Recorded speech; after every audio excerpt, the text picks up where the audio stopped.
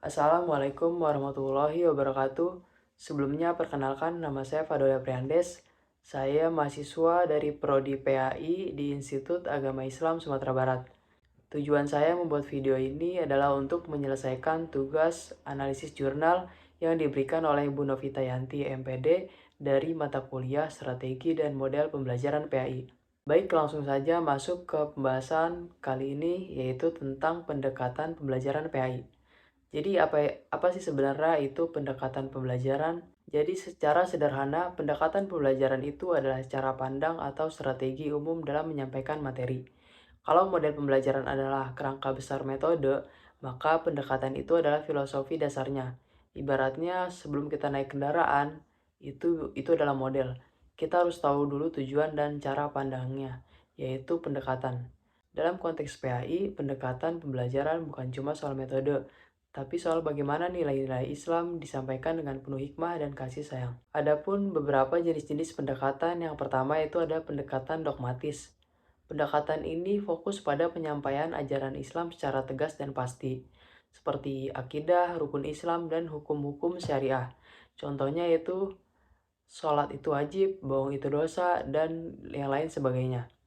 Kelebihan pendekatan ini yaitu siswa jadi paham bahwa Islam punya prinsip yang kuat. Kekurangannya yaitu kalau terlalu kaku bisa bikin siswa pasif dan takut bertanya. Yang kedua ada pendekatan psikologis. Nah, ini pendekatan yang lebih memperhatikan kejiwaan dan emosi siswa. Materi disampaikan dengan mempertimbangkan usia, tingkat perkembangan, dan pengalaman hidup siswa. Contohnya yaitu saat membahas mengenai surga dan neraka, anak kecil itu diberi gambaran penuh kasih, bukan menakut-nakuti. Kelebihannya siswa jadi lebih nyaman dan merasa dihargai. Yang ketiga ada pendekatan sosiologis. Pendekatan ini mengaitkan ajaran agama Islam dengan kondisi sosial di masyarakat. Siswa diajak melihat bagaimana nilai-nilai agama berperan dalam kehidupan sehari-hari, seperti dalam keluarga, sekolah, bahkan di media sosial. Contohnya yaitu saat membahas tentang kejujuran, guru mengajak siswa menganalisis kasus viral tentang penipuan online. Model ini bikin PAI jadi relevan dan kontekstual. Yang keempat ada pendekatan humanistik. Fokusnya adalah pengembangan potensi manusia secara utuh. Siswa dianggap sebagai individu yang unik dan punya pengalaman beragama masing-masing. Maka guru bertugas sebagai fasilitator, bukan otoritas tunggal. Pendekatan ini menekankan empati, dialog, dan hubungan emosional antara guru dan murid. Yang kelima ada pendekatan rasional. Dalam pendekatan ini, siswa didorong untuk berpikir logis dan kritis. Mereka diajak memahami bahwa ajaran Islam itu masuk akal, sesuai dengan akal sehat dan juga realita kehidupan. Contohnya kenapa Islam melarang riba, siswa diajak menganalisis dampak riba terhadap perekonomian dan masyarakat. Kelebihan dari pendekatan ini yaitu siswa tidak hanya percaya karena disuruh, tapi juga karena mereka paham dan juga mengerti. Yang terakhir ada pendekatan intuitif spiritual. Yang satu ini menyentuh hati dan pengalaman batin siswa. Pembelajaran tidak hanya mentransfer ilmu, tapi juga mengajak siswa merenung, tafakur, dan merasa dekat dengan Allah. Pendekatan ini bisa dilakukan lewat cerita inspiratif, kegiatan tadabbur alam, atau refleksi diri. Itulah tadi beberapa pendekatan yang dapat saya jabarkan. Sebenarnya pendekatan-pendekatan ini tidak harus dipilih satu-satu secara kaku.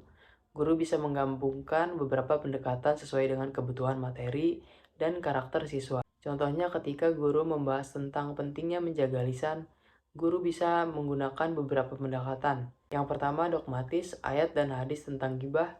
Yang kedua rasional, akibat buruk dan menyebarkan hoaks. Yang ketiga humanistik, cerita siswa yang terluka karena dibully.